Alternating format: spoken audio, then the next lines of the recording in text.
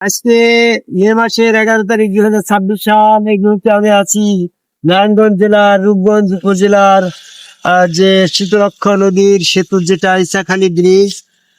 আমি ইসাখালীর মাথায় মাঝুনা নদীর পার সরকারি প্রাথমিক বিদ্যালয় সন্নিকটে। এখান থেকে দেখা যায় বিদ্যালয়টি। আমি ওখানে প্রথম চাকরিতে 1983 সালের 24শে নভেম্বর জয়েন করছিলাম। সেই স্মৃতি বিজড়িত শীতলক্ষ্যার ব্রিজের পরে দাঁড়িয়ে আমি একটা বিষয় বলতে চাচ্ছি। আল্লাহ রাব্বুল আলামিন সূরা মাইদার 77 নম্বর আয়াতে কিতাবীদেরকে বলছেন, ইয়া আইয়ুহাল কিতাবু, হে কিতাবীগণ, লা তাগলু ফি দীনিন গায়রাল হক। সত্যের বিপরীতে দিনের ভিতরে কোনো কিছু প্রবেশ করায়ও না। তো কিতাবীরা নিশ্চয় তৎকালীন সময়ে যারা কিতাবী ছিল, তারা সত্যের বিপরীতে দিনের ভিতরে এমন কিছু নিয়ম পদ্ধতি সুন্নত চালু করেছিল, যে সুন্নত নিয়মগুলা কোরআনের বিরুদ্ধে গেছিল, সত্যের বিরুদ্ধে গেছিল।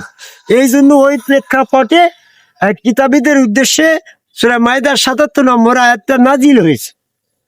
তো নাজিল হওয়ার পরে হয়তোবা তৎকালীন সময়ের কিতাবীরা সাময়িকভাবে এই বিষয়টা সতর্কতার সাথে গ্রহণ করলেও আজকের বর্তমান সমাজে দেখা যাচ্ছে যে কিতাবীরা সত্যের বিপরীতে বর্তমান প্রচলিত এই যে ইসলামের ভিতরে এই এমন কিছু কথা ঢুকাইছে যেটা কোরআন বিরোধী কথাবার্তা। যেমন এই কোরআনের ভিতরে আসছে যে তোমরা আদম কাবায় আল্লাহকে সেজদা করো, কিন্তু পরবর্তীতে কিতাবীরা এটারে বলছে এটা শিরক বা এটা নাজায়েজ, যেটা করা যাবে না।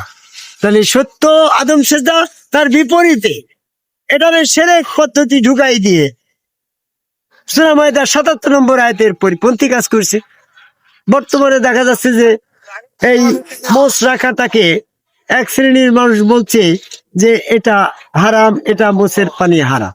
তো আমি দেখলাম যে মোষ রাখাটা হচ্ছে সত্য ধর্ম কোরআন অনুসারে এই মোষ রাখাটা যায়, সূরা আল ফাতির 23 নম্বর।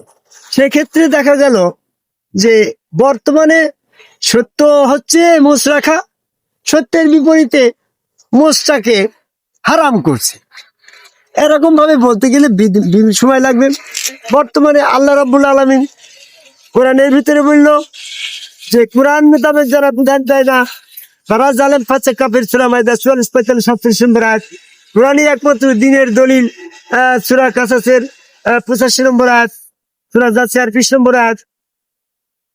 তো তারিখের ভিতরে আসছে কোরআনই হচ্ছে সত্য মিথ্যার পার্থক্যকারী। সূরা বাকারার 185 নম্বর আয়াত। তাহলে কোরআনের বিপরীতে আবার হাদিস যোগ করল কে?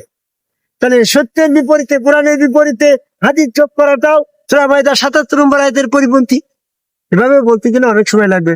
বলছে আল্লাহ বলছে সূরা আল ফাতির 17 নম্বর আয়াত, যারা আল্লাহর আনুগত্য রাসূলের আনুগত্য করবে তারাই ডাকে জান্নাতে ডাকে।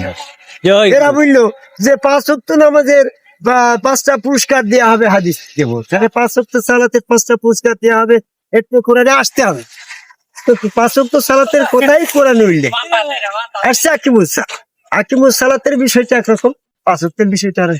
এই জন্য আমরা সংক্ষিপ্ত পরিসরে বলতে চাচ্ছি, লা তাগলু ফি দীনি গায়রাল হক। সত্যের বিপরীতে ধর্মের ভিতরে যা কিছু প্রবেশ করানো হয়েছে কিতাবীদের নিজ হাতে রচনা করা গ্রন্থ, সূরা বাকারা 79 নম্বর আয়াত নিয়ে সেটাকে আল্লাহ সুবহানাহু দিয়েছে বিরোধীদের জন্য। এজন্য আমরা এই সমস্ত বিষয়গুলো একটা টাইমে বলতে গেলে এইভাবে আমি থেকে বিষয়ভিত্তিক আলোচনা তথ্যের ভিতরে দিনের ভিতরে সত্যের বিপরীতে যা আমি 61টা পয়েন্ট আউট করেছি সেইগুলা দেখার জন্য সকলকে অনুরোধ করি। আরেকটা বিষয় যে আল্লাহ রাব্বুল আলামিন কবরের ভিতরে মানরা পোকা মান দিনুকা মান হাজারা কুকু কষ্ট পরিমাণ পরিষ্কার করা হবে, এই মর্মে কোরআনে কোনো আয়াত নেই। অথচ সত্যের বিপরীতে এই মিথ্যা কথাটা ঢুকিয়ে দিয়েছে। সত্যটা কি ছিল? সত্যটা ছিল সূরা কালামের 42 নম্বর আয়াতে যে ইয়ামি 100 সাক্ষী নীলা সুজাদান, সেদিন আল্লাহ পাকের পা প্রকাশ করে পায়ে সেজদা দিয়ে ইমান পরীক্ষা করা হবে। এটা হচ্ছে সত্য আয়াত।